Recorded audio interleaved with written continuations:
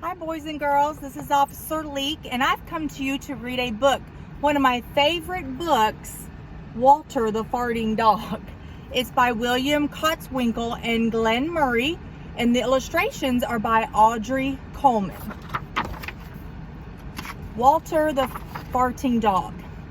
Betty and Billy brought Walter home from the dog pound. Nobody wanted him, said Billy. But we love him, said Betty. Well, he smells awful, said their mother. I think you'd better give him a bath.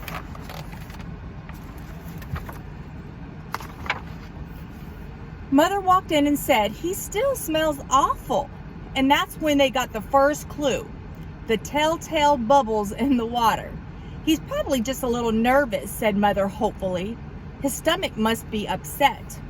But Walter's stomach wasn't upset. Walter's stomach was fine. He felt perfectly normal. He just farted a lot.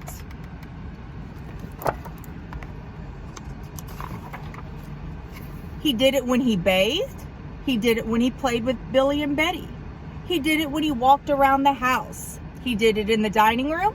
He did it in the kitchen, and he did it in his sleep.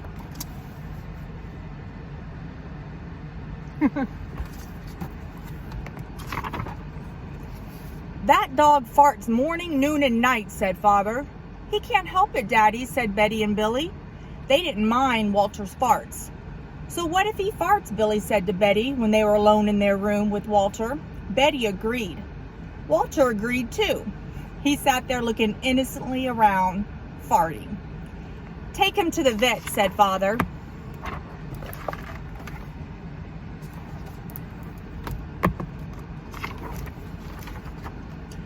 Farting, said the vet, or rectal flatulence, as we say in a medical profession, and prescribed a change in his diet.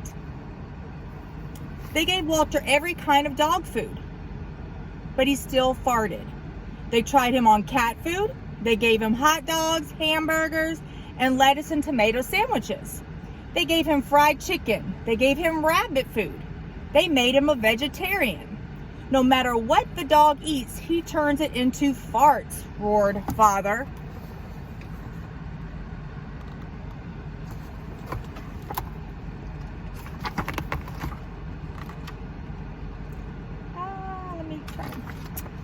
Walter got the blame for everybody else's farts too.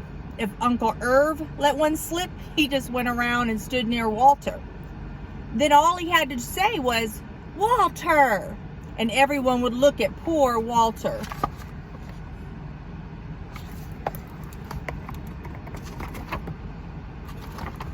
He has to go back to the pound, said Father.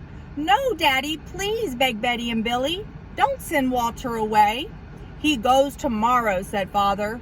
They pleaded, and Walter farted. It was all over.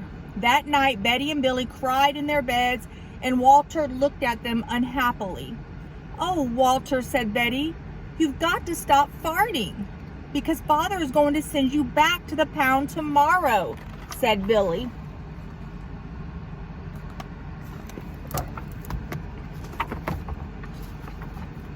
Walter knew how serious the situation was. He'd never seen Betty and Billy again. He resolved to hold in his farts forever. When Betty and Billy fell asleep, he walked down to the kitchen to see if there was anything around to eat. He managed to open the cupboard door with his nose and found the 25-pound bag of low-fart dog biscuits the vet had prescribed for him, which had made him fart more. Even though he knew they made him fart more, he couldn't resist. He ate the entire bag. Very tasty, said Walter to himself.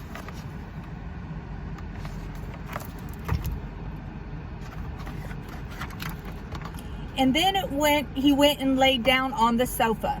A gigantic gas bubble began to build up inside him. This is going to be trouble, he said to himself nervously. He was afraid of what might happen if he let it go. He thought maybe the house would explode, so he kept it in. It wasn't easy. In fact, it was torture. But he had resolved never to fart again. His future depended on it. As he lay there with his tail wrapped tightly between his legs, he heard a noise at the window.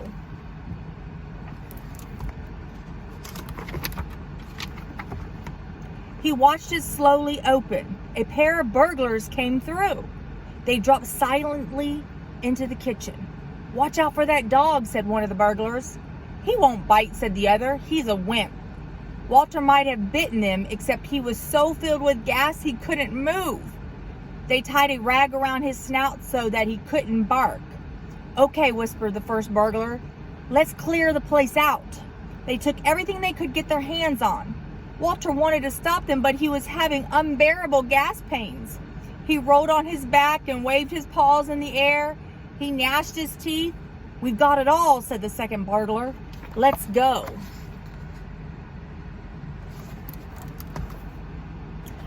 I'm so excited to see what happens next. That's when Walter let it fly. It was the worst fart of his life.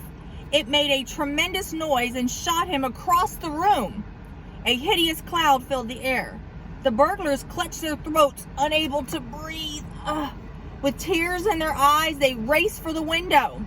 They tried to grab their bag with all the valuables in it, but their arms were too weak. "Let's get out of here." Look how funny they look. See, Walter blew a fart across the room. Oh my gosh, let's see what happens. They jumped out the window and ran up the block, choking and gasping for air. Still blinded by Walter's attack, they stepped into the headlights of an approaching police car. "Hold it right there," said the policeman.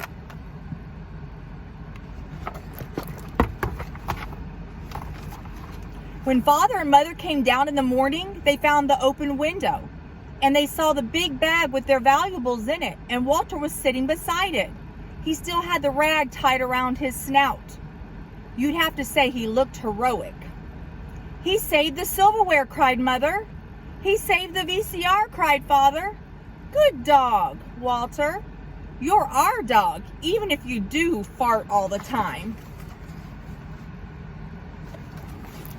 I guess he's going to end up staying with the family after all. Let's see. And so the family learned to live with Walter, the hero dog. And that's the end of our tale. How'd you like that, Darren? Was that a good one? Yes, I liked it. I miss you guys, and I know this is just a really tough time, but you all hang in there. Keep reading. Reading is fundamental. And I will see you guys soon. Bye.